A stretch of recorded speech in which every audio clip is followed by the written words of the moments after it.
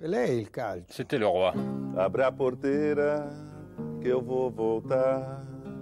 Nova York me faz chorar.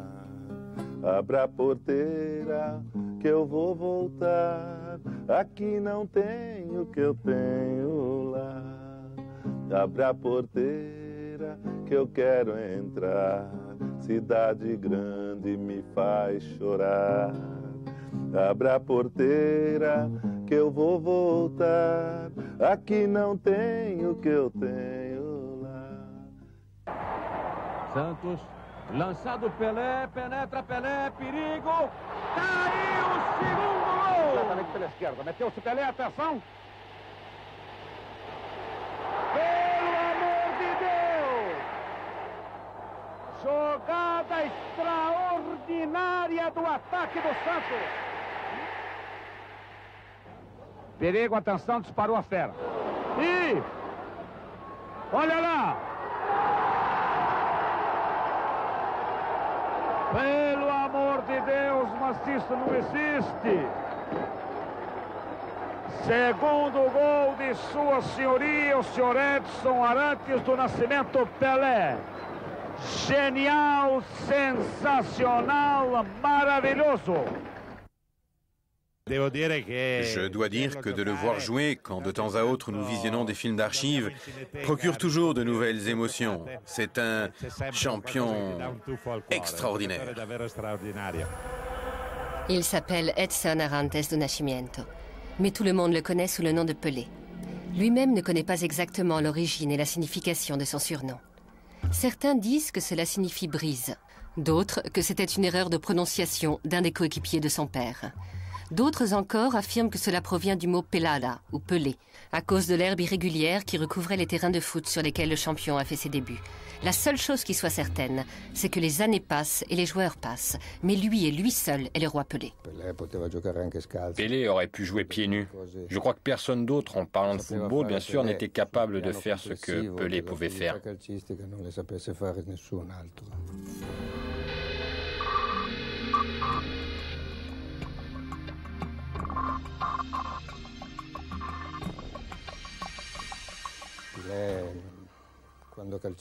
Sur le terrain, lorsqu'il jouait, vous ne pouviez pas dire s'il était gaucher ou droitier.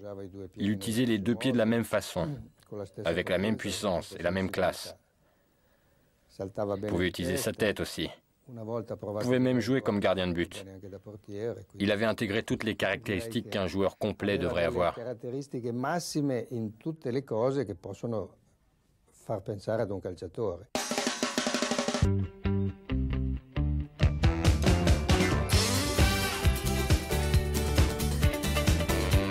Comme dans les meilleures traditions sud-américaines, des histoires fantastiques sur ses légendaires performances se sont développées autour de son nom.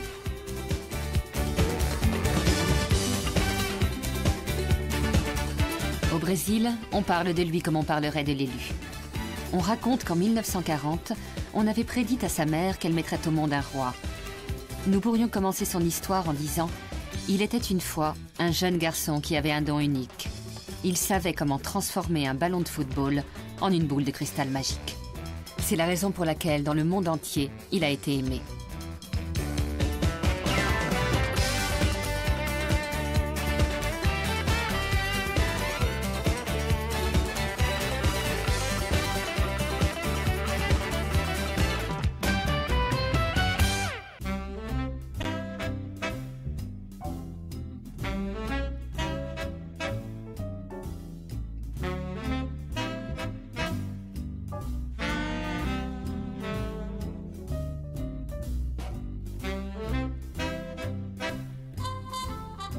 C'est en Suède, lors du mondial de 1958, que la confirmation définitive de Pelé dans le monde du football s'opère.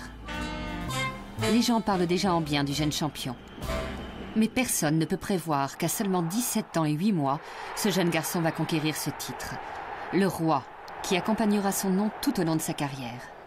Dans les 2 premiers matchs contre l'Autriche et l'Angleterre, Pelé reste sur le banc des remplaçants. Il fait ses débuts contre l'URSS, José Altafini ayant renoncé à son poste. C'est M. Santos, surnommé aussi l'encyclopédie pour son extraordinaire compétence en matière de football, qui le voulait dans la formation brésilienne. Sa confiance dans le jeune garçon sera bien récompensée. Le Brésil passe à la phase suivante contre le Pays de Galles. Mais l'exploit final aura lieu dans le match Brésil-France.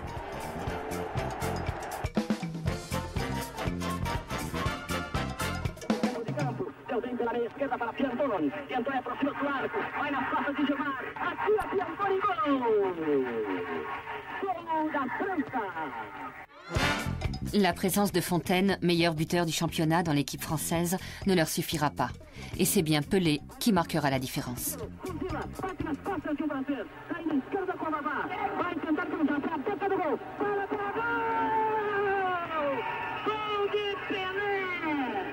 Garrincha passa agora pelo ponteiro. Movimento-se dentro da área. Deu a Pelé. Ajeita para a ponta do VAR. Virou, chutou, caiu, voltou para Pelé.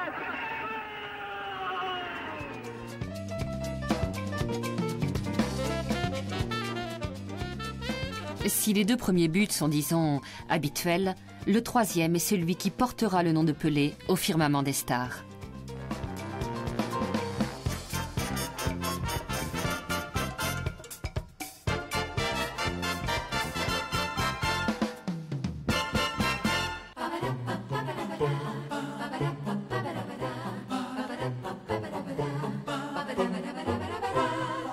L'après-midi du 29 juin, Stockholm accueille la finale Brésil-Suède.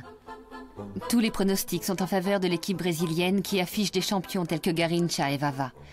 Mais la Suède est aussi une équipe plus que respectable, à ne pas sous-estimer.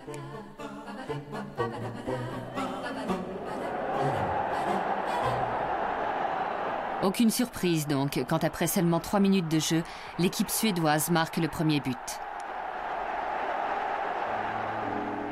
À ce moment-là, la finale perdue à domicile 8 ans plus tôt contre l'Uruguay revit dans les cœurs brésiliens. Une détresse dont Pelé se souvient, ayant été témoin des larmes de son père en ce jour mémorable.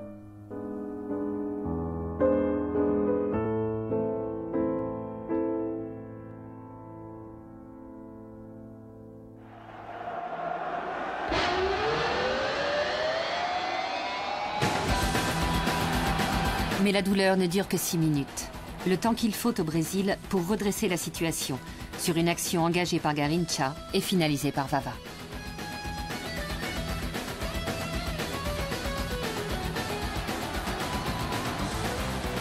La première mi-temps se ferme sur un poteau de Pelé et une action brillante de Garrincha et Vava. À la mi-temps, les deux équipes partent se reposer avec un score de 2-1 pour le Brésil. Et Pelé, à 17 ans, quand il a marqué le but du 4-1 contre la Suède, des adversaires beaucoup plus expérimentés que lui, et qu'il a fait cette passe en cloche et la reprise de volée qui va dans les buts, il a réalisé une prouesse extrêmement brillante sur ce terrain-là.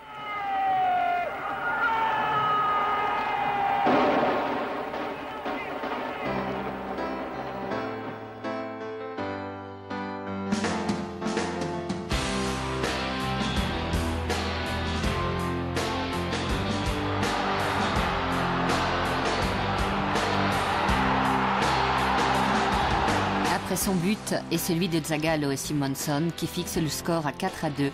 Pelé, à la dernière minute, marque son 6e but de la Coupe du Monde et remporte le match final avec un score mémorable de 5-2.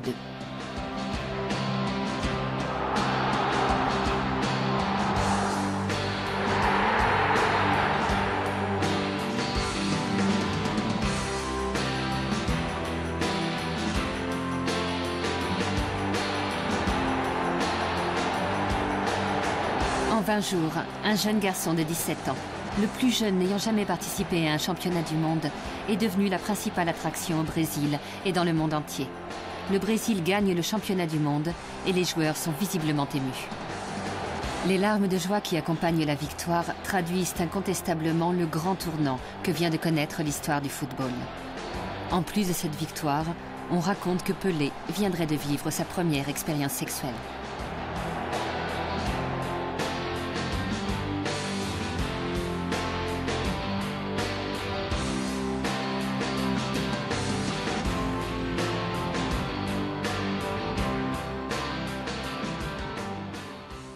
Pelé, c'était la joie du football. C'est le titre que je lui donnerais. C'était une joie de voir la naissance d'une étoile dans le championnat du monde de 1958. Un garçon d'à peine plus de 17 ans qui dansait en procurant aux spectateurs un sentiment de bonheur. C'est ce dont je me souviens de Pelé. Et ensuite de sa brillante évolution dans le temps, de l'évolution naturelle d'un athlète, un champion. Mais il n'a jamais oublié ses racines. Il pensait au football comme à une joie.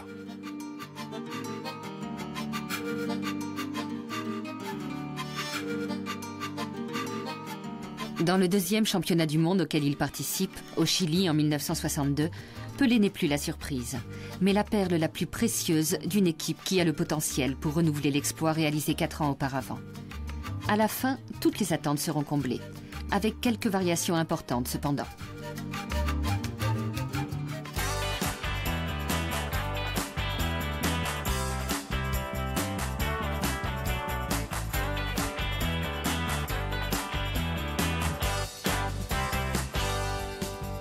Le premier match de l'équipe brésilienne se joue contre le Mexique. Pas vraiment de match en fait. Le score final pour le Brésil est de 2-0.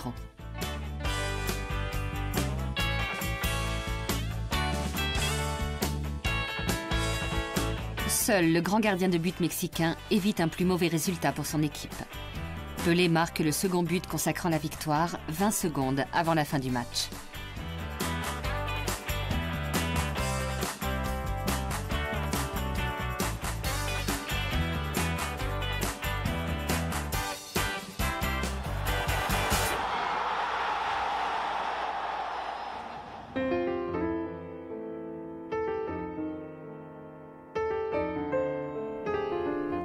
C'est avec le deuxième match, Brésil-Tchécoslovaquie, avec un score final de 0-0, que Pelé termine son championnat du monde, à cause d'une blessure à la jambe. Sans lui, l'équipe brésilienne gagnera de nouveau le mondial, mais sans le jeu excitant qu'avec Pelé, l'équipe offrait généralement au public.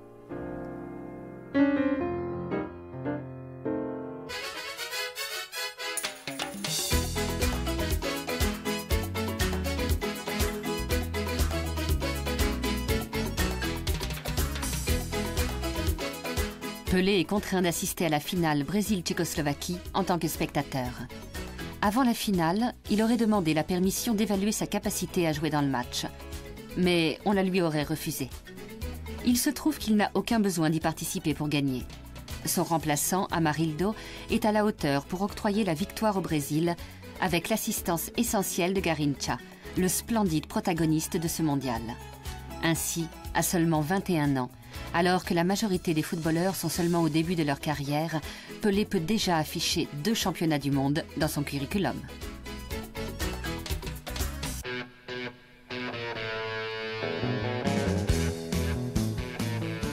Le mondial 1966 semble être celui qui sera l'un des plus passionnants.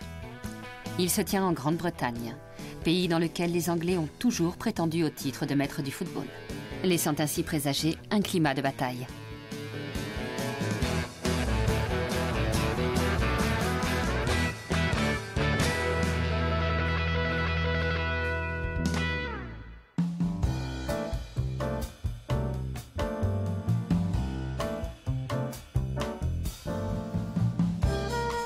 La sélection brésilienne est accompagnée d'une série de controverses en raison d'un trop grand nombre de joueurs, bien plus qu'il n'en faut. Bien que le championnat démarre facilement, contre la Bulgarie avec un 2-0 pour le Brésil, il pèse un fort soupçon de complot contre Pelé. Le nom du tueur, à cette occasion, est Zecher, l'arbitre allemand qui ferme les yeux sur de nombreuses fautes, décidé à arrêter le roi qui marque sur un coup franc après seulement 15 minutes de jeu.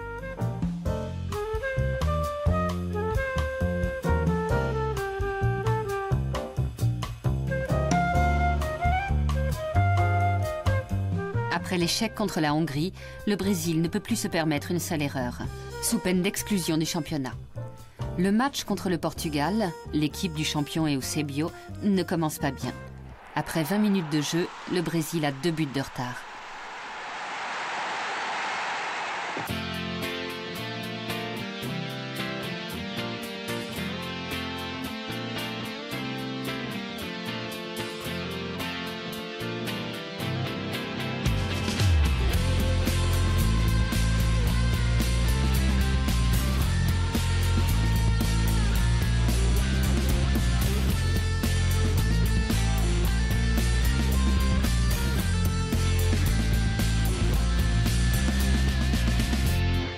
Comme dans les matchs précédents, dans celui-ci non plus, Pelé ne reçoit aucune protection de la part de l'arbitre anglais.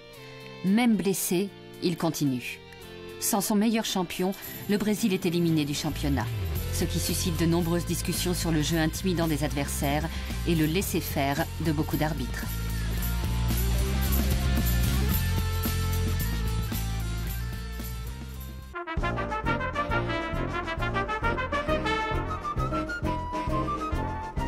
En 1970, Pelé participe à son 4e mondial au Mexique.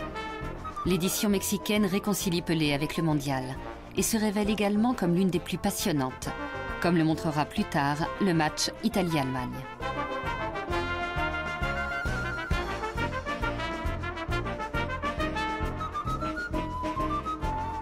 Les promesses brésiliennes, que sont des joueurs tels que Tostão, Jairzinho ou Pelé, laissent présager un jeu offensif et l'assurance d'un grand spectacle. La presse anglaise écrira qu'un aussi beau football devrait être interdit.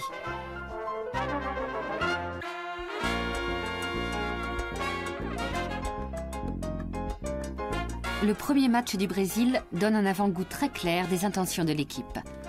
Pelé fait tout ce qu'il est possible d'imaginer sur un terrain de football, sans compter cet extraordinaire lob à plus de 50 mètres qui surprend presque le gardien de but tchèque. Cela aurait pu être le but du siècle.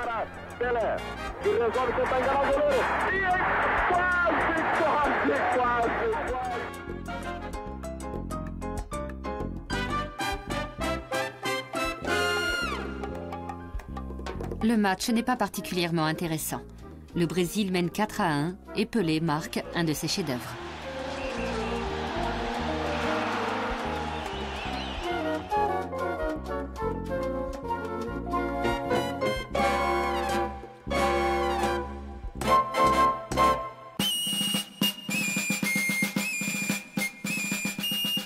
Le deuxième match oppose le Brésil à l'Angleterre.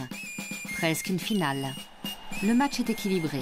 Le gardien de but britannique évite un lob de la tête de Pelé. Un des meilleurs arrêts de tout le tournoi.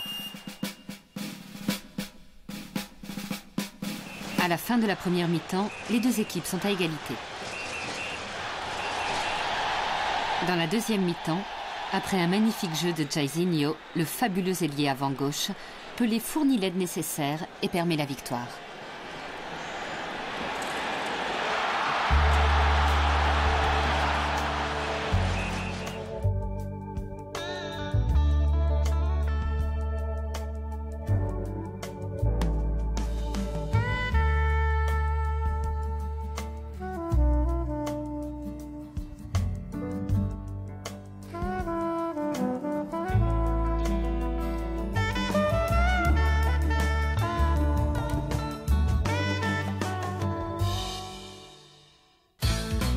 Le Brésil passe la première phase sans problème et le cœur léger. Dans le 3-2 contre la Roumanie, Pelé retrouve la joie de jouer pour le plaisir et marque 2 fois. Il marque d'abord sur un coup franc de style brésilien.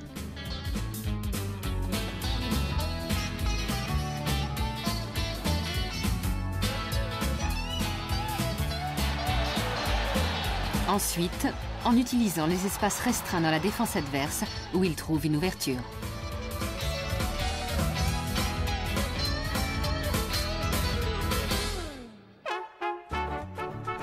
Dans la deuxième phase, le Brésil rencontre le Pérou, un derby 100% sud-américain. Les Brésiliens marquent après seulement 10 minutes de jeu, quand Tostão conclut une magnifique action de Pelé. Le match termine sur un 4-2 pour le Brésil et permet à Pelé d'exhiber l'éventail de son savoir-faire. Même lorsqu'il commet une erreur, il l'invente d'une façon superbe.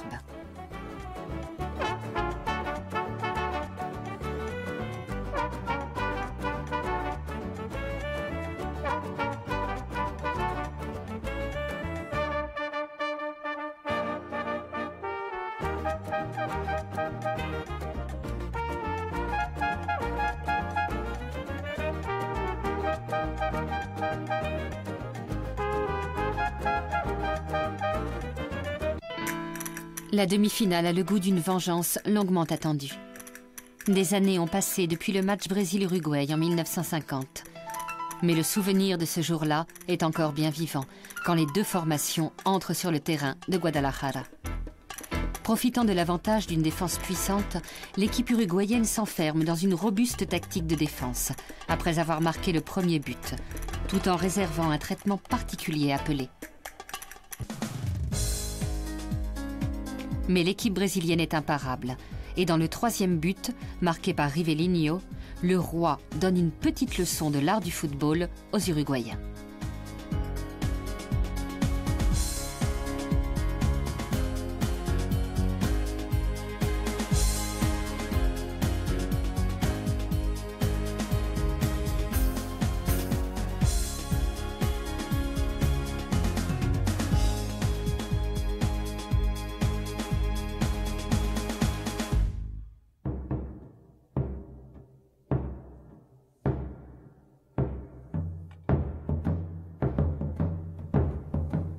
Dans cette rencontre-là aussi, Pelé tente de marquer lui-même l'ultime but, le but qui sera gravé dans l'histoire. Il y parvient presque, avec ce fantastique lob au-dessus du gardien de but uruguayen, Mazurkiewicz, manqué d'un pouce. On voit là l'action la plus proche, qui dans un rectangle vert peut être comparée au mot art, si l'on entend par là la recherche de la perfection.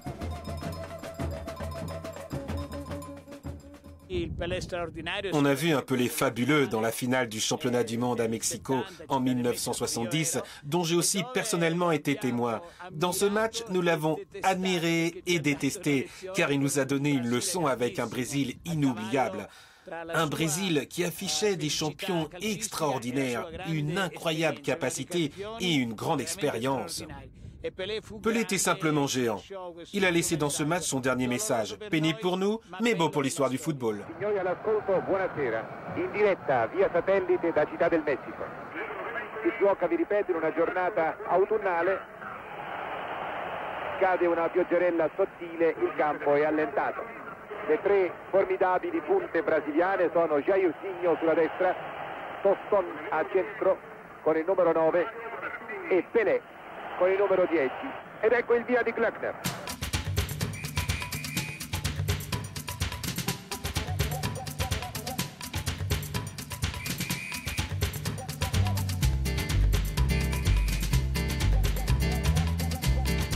Rivelino. Sul cross di Rivelino, colpo di testa di Pelé. E il Brasile in vantaggio. Ha segnato Pelé al 18° minuto. Pelé était en meilleure position que Bournić sur le ballon. Quand Bournić est arrivé, c'était trop tard. Il a bien essayé de déséquilibrer Pelé, mais Pelé a fait un saut considérable, comme il en avait l'habitude. Il avait la capacité de flotter dans les airs une seconde de plus, ce qui lui a permis de frapper le ballon. Il savait exactement où le frapper et où l'envoyer. C'était incroyable. Quindi era l'esaltazione di una sua caratteristica.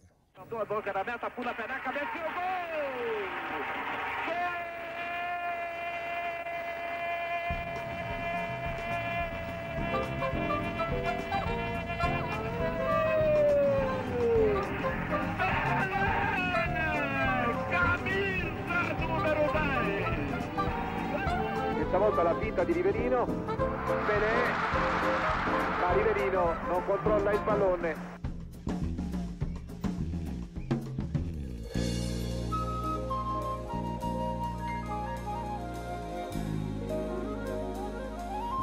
Boninsegna, tiro di Boninsegna e pareggio di Boninsegna. Boninsegna remet l'Italie à égalité dans la première mi-temps. Mais la seconde mi-temps est une autre paire de manches.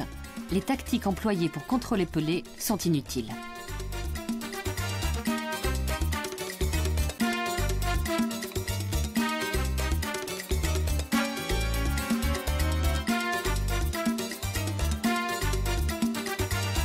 Le Brésil domine et après 20 minutes de jeu, il marque 2 buts en 5 minutes, dont un sur une magnifique passe de Pelé à Jairzinho. Le reste du jeu est juste un spectacle pour le public maintenant épris d'une équipe invincible.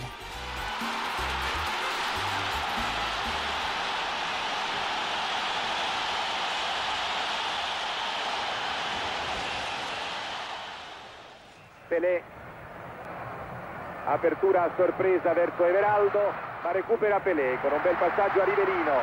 Jairzinho, Pelé, Carlos Alberto, e sono 4.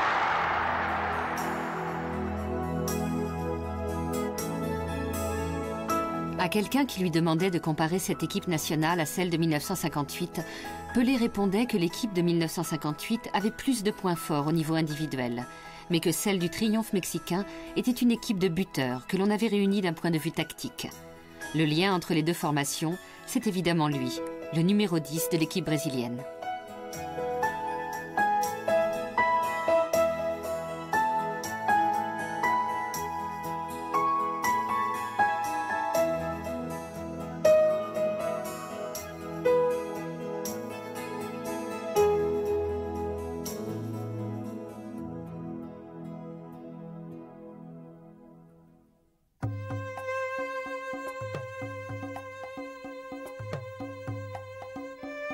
Pelé était un maître du football, pas seulement grâce à ses succès, mais aussi parce qu'il perfectionnait constamment ses techniques. Prenons le penalty par exemple. Les pénaltys de Pelé sont reconnaissables aux feintes qu'il utilisait avant d'envoyer la balle.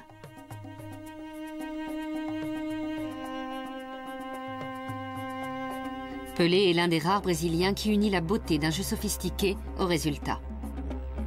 Et lutter pour obtenir un résultat n'est pas quelque chose qui l'effrayait.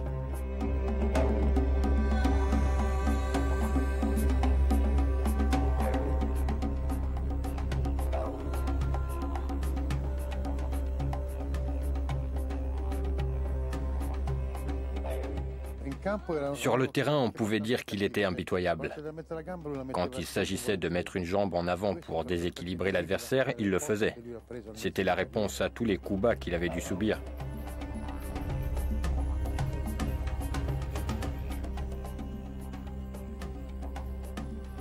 De nos jours, on dit que le jeu en ce temps-là était un peu plus lent et que les joueurs étaient physiquement moins préparés, comparé au rythme trépidant du football d'aujourd'hui.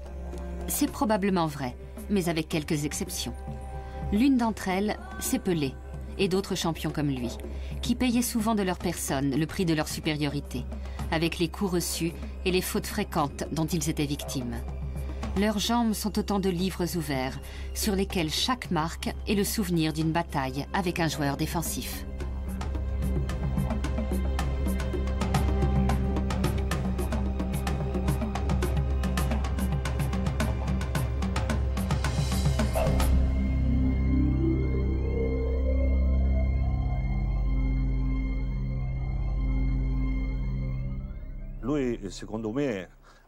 À mon avis, il a dû apprendre comment frapper, d'abord pour se défendre.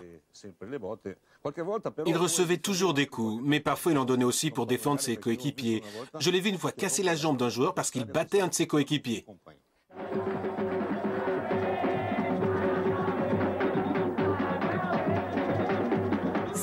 Il y a aussi un autre mot qui définit Edson Arantes do Nascimento, mis à part le nom bien connu de Pelé, et c'est le mot Brésil.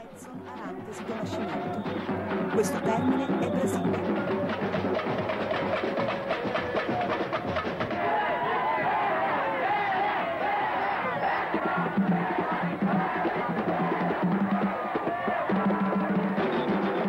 Vinha cantando elegante, queen, queen, queen, quando Marico sorride te perde.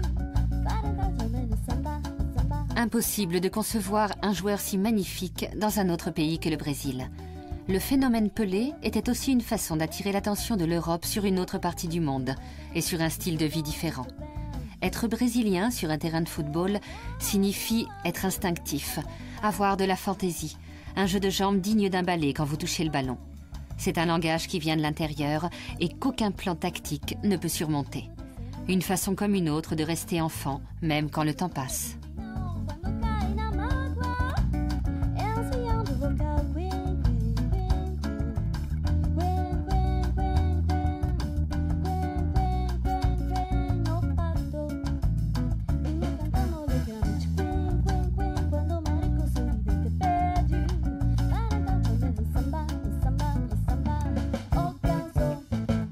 Gostei da dupla vista.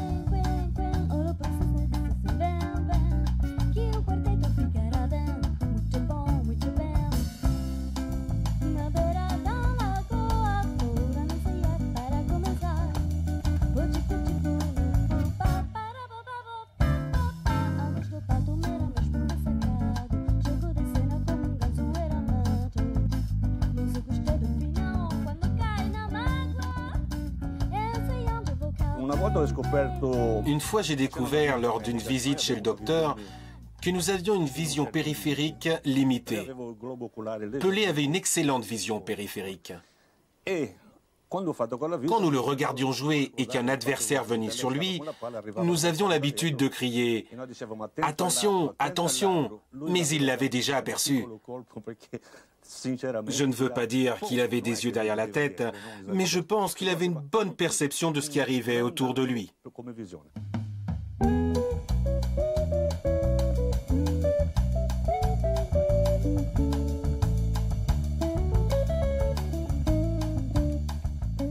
Si nous voulions résumer le sens du football selon Pelé en un seul et simple mot, ce serait le mot but. Le jeu dépend du but. Le but n'est pas seulement l'essence du jeu, il procure aussi la joie. Et le roi, qui a marqué 1281 buts sur les 1364 matchs qu'il a joués, connaît bien l'émotion qui est attachée.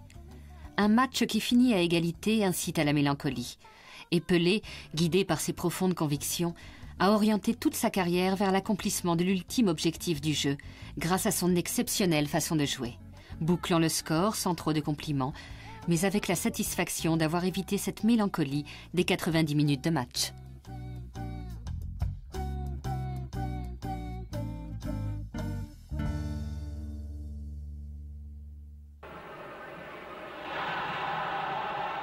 La meilleure définition a été donnée par un de ses coéquipiers de l'époque qui disait qu'avant même que Pelé ait touché le ballon, il avait déjà tout planifié. Il avait joué l'action dans sa tête.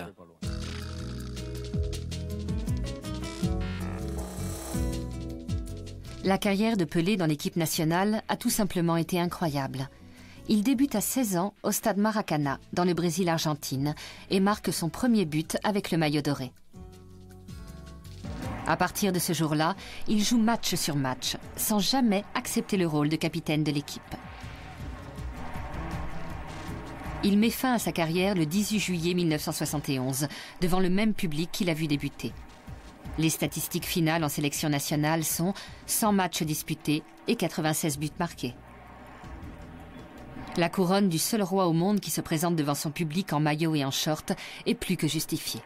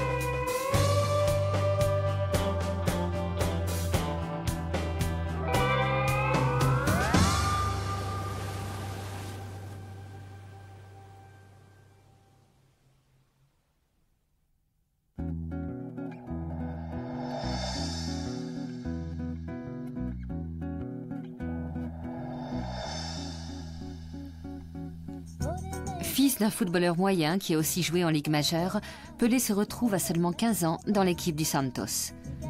L'épreuve d'entrée se déroule si bien pour le jeune joueur que le club du Santos le choisit immédiatement, entrevoyant son énorme potentiel.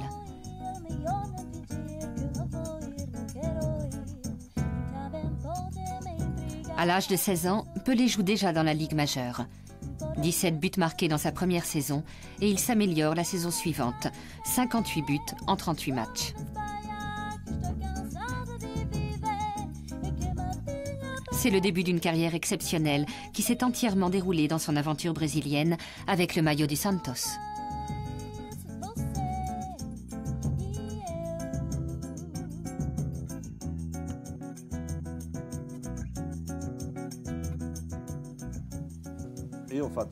J'étais nouveau dans l'équipe du Santos et je me disais que ce serait difficile de jouer avec Pelé.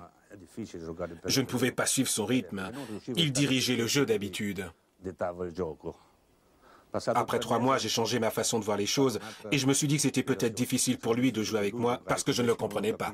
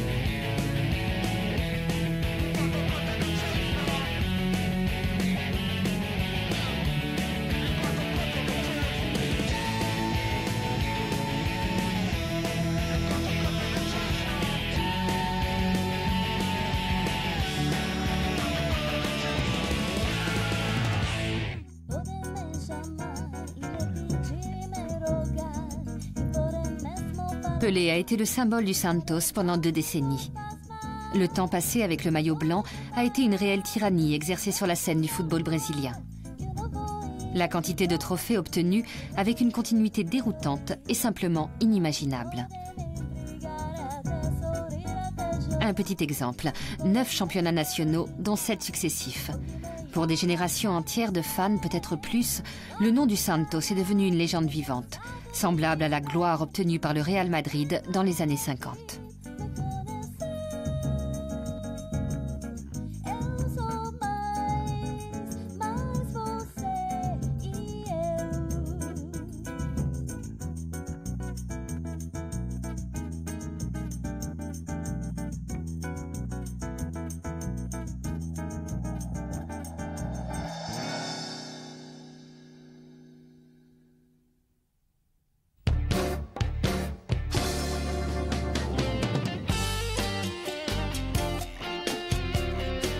On reprochait souvent à Pelé sa loyauté au Football Club Santos. En Europe aussi, on critiquait son refus de venir mettre à l'épreuve ses prouesses dans un club européen, comme d'autres champions l'avaient fait, par exemple Ronaldo, Maradona ou Di Stefano.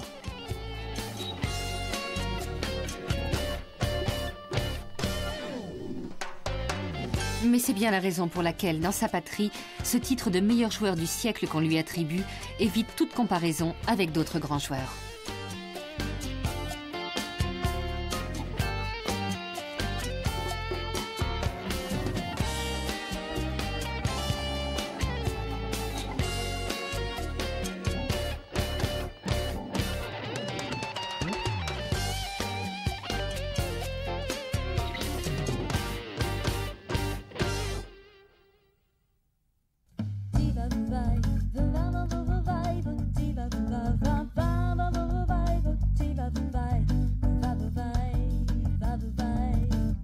À part les matchs entre les équipes nationales, le seul trophée qui pourrait correspondre aux équipes européennes contre des équipes sud-américaines était la Coupe intercontinentale, avec une finale jouée par le vainqueur de la Coupe des Champions en Europe contre le vainqueur de la Coupe des Libertadores en Amérique du Sud, profondément ressenti et animé de matchs exaltants, joués aux limites de la régularité. Ce match représentait l'affrontement de 2 continents différents, de 2 écoles de football différentes, de 2 styles différents, et aussi de 2 façons de vivre le match depuis les tribunes. Totalement différent des matchs d'aujourd'hui, habituellement joués à Tokyo et vécus comme un spectacle prodigieux, une occasion de montrer du beau football devant les yeux d'un public neutre. Le chef-d'œuvre du Santos et de Pelé se produit lors de l'édition de 1962 de la Coupe. Le Benfica, l'équipe du Portugal, subit l'humiliation avec un 5-2 de la part d'une équipe irrépressible qui montre sa nette supériorité dans une des plus belles performances de l'histoire de la Coupe.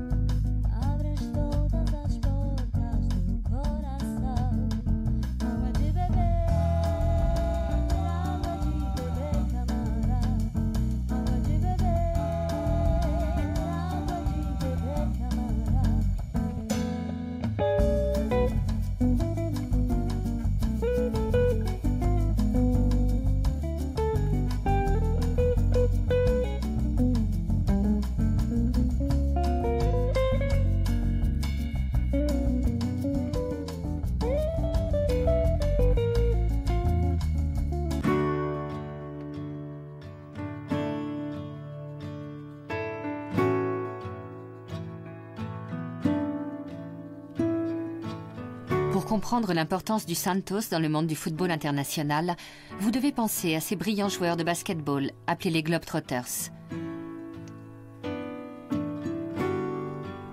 En plus de la victoire, des coupes et des matchs, le but final du roi et de ses amis était d'offrir du spectacle sur les 5 continents. Une équipe toujours en tournée, capable de jouer 4 matchs par semaine, juste pour montrer son courage et offrir du spectacle.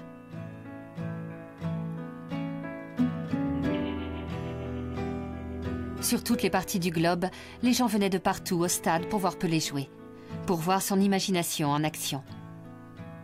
On en mesure l'importance quand, lors d'un match en Colombie, Pelé, qui avait été expulsé pour une faute, a été rappelé sur le terrain par les organisateurs qui, sous la pression du public, remplacent l'arbitre.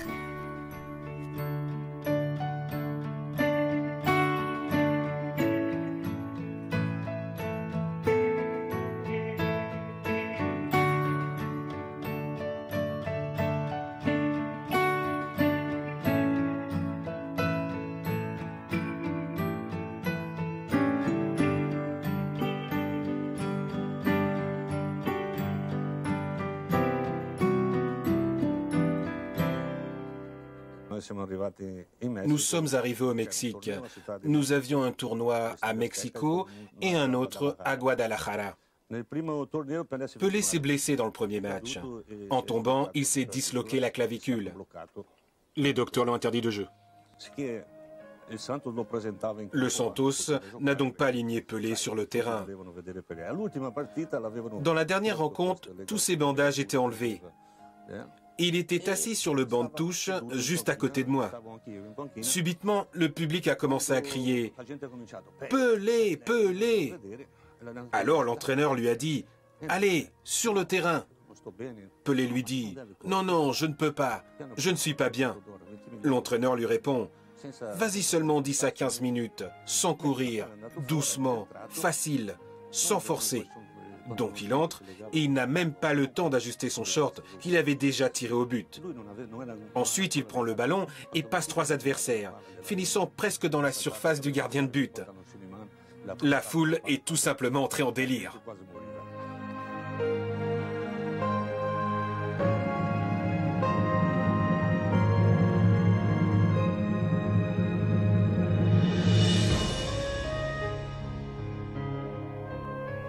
Le style de jeu fascinant et inimitable de Pelé se développe dans sa prime jeunesse, au cours de ses incessantes poursuites après le ballon, jusqu'à ce que la nuit tombe.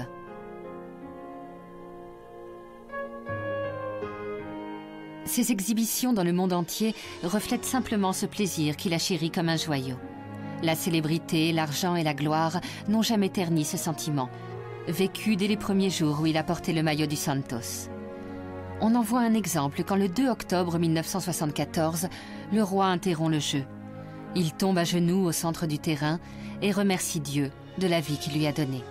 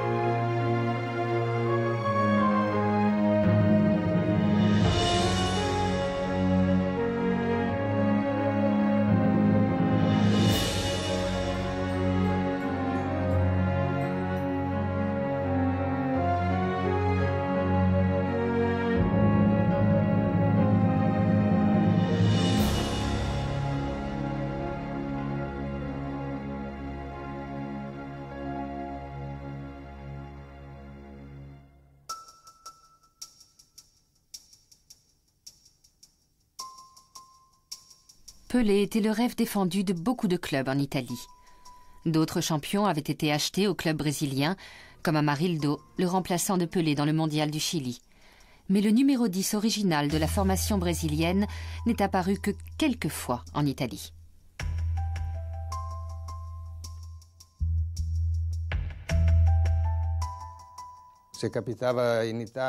S'il avait joué en Italie, à l'époque où nous utilisions une technique défensive, il aurait probablement eu plus de difficultés.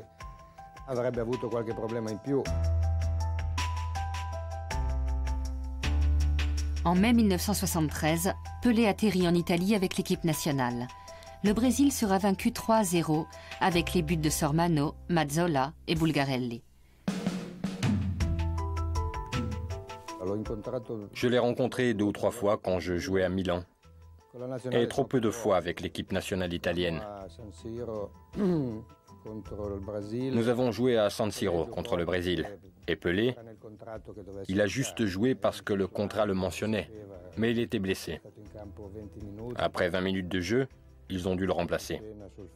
À l'époque, on a dit que Trapattoni avait bien essayé de contrôler Pelé, mais en réalité, il n'avait aucun besoin de le contrôler, simplement parce qu'il ne pouvait pas jouer.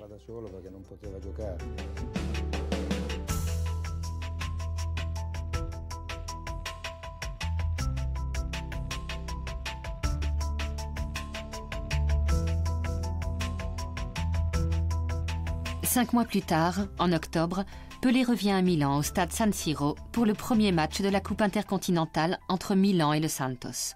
Après 3 minutes, c'est Trapattoni, le défenseur arrière, qui contrôle Pelé et marque le premier.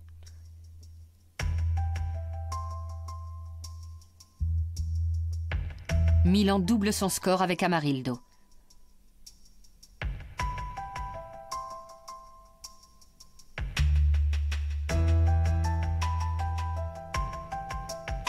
Le champion brésilien se réveille dans la deuxième mi-temps et marque pour remonter le score 2-1. Mais c'est le grand soir du Milan. Et de nouveau, Amarildo marque pour le Milan 3-1. Plus tard, Mora assure le match avec un 4-1.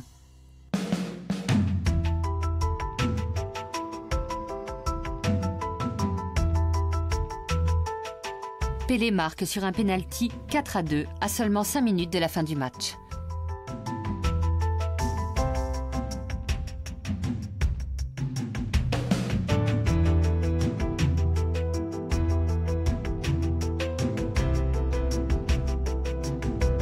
L'équipe du Santos inverse la débâcle du San Siro dans le match retour au Brésil, en gagnant avec le même score que celui de Milan dans le premier match.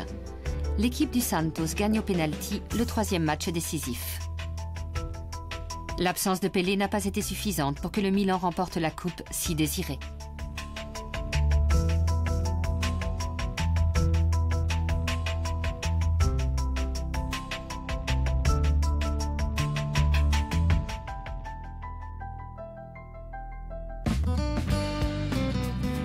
En 1975, Pelé tente l'aventure américaine avec l'équipe du Cosmos.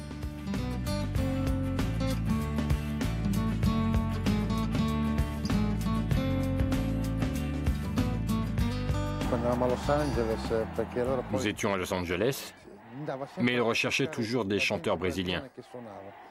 Et quand nous étions à Hollywood, il a cherché partout. Il a regardé dans les moindres recoins pour trouver n'importe quel trio brésilien qui chantait. À l'époque, moi je trouvais ça incroyable. Il avait la manie de nous entraîner avec lui pour écouter de la musique brésilienne jusqu'à 2 ou 3 heures du matin. Mais on appréciait vraiment ces moments.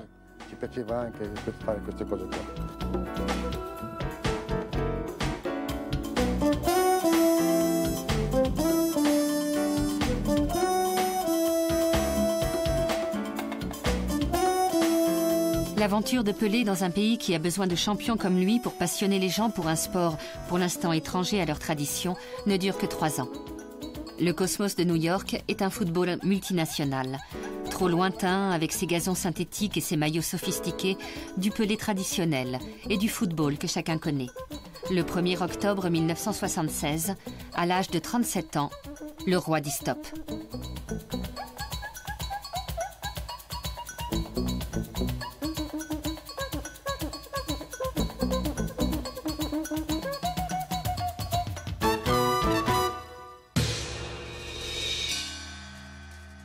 Les années qui suivent son départ des terrains de football, Pelé mène diverses activités.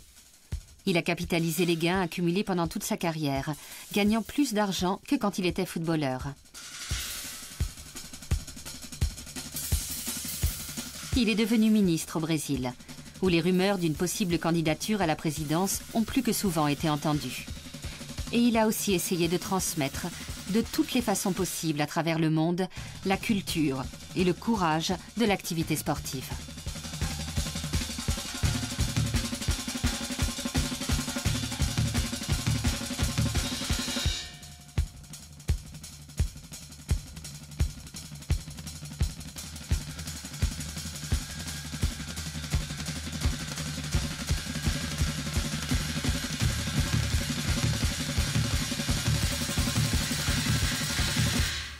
Uno straordinario ambasciatore di pace, l'atleta più conosciuto del mondo, il campione dei campioni, Pelé!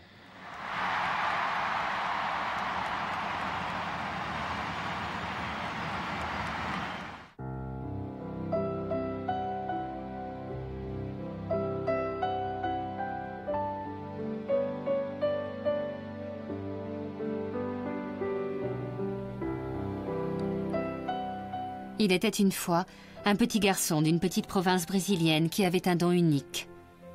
Il savait comment transformer un ballon de football en boule de cristal magique. Et tout cela s'est appelé but. Il l'a fait 999 fois. Et quand il a dû le faire pour la 1000e, l'incroyable est arrivé. Quelque chose qui ne s'était jamais vu auparavant et que l'on ne verra plus jamais sur un terrain de football. Le public était contre sa propre équipe parce qu'il voulait que ce garçon de 29 ans ne soit pas gêné dans la réalisation de son 1000e but.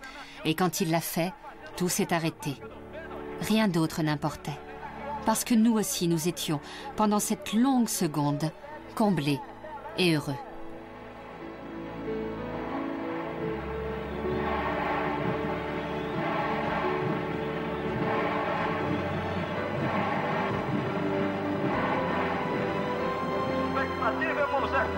Atenção, caminha Pelé, chutou!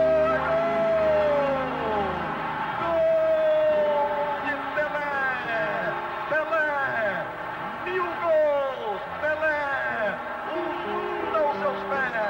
Andrada é o arqueiro do rei! Pelé! 1000º gol! Pelé! O Deus do estádio! Pelé! O gol do século!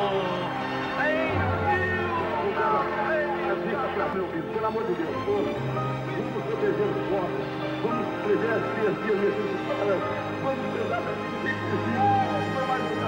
pelo amor de Deus, o povo brasileiro não pode ser desrespeitado, as casas de caridade, vamos prezar nisso, vamos prezar só em festa, pelo amor de Deus, olha o Natal das crianças, olha o Natal das crianças. Em cima do 10º gol!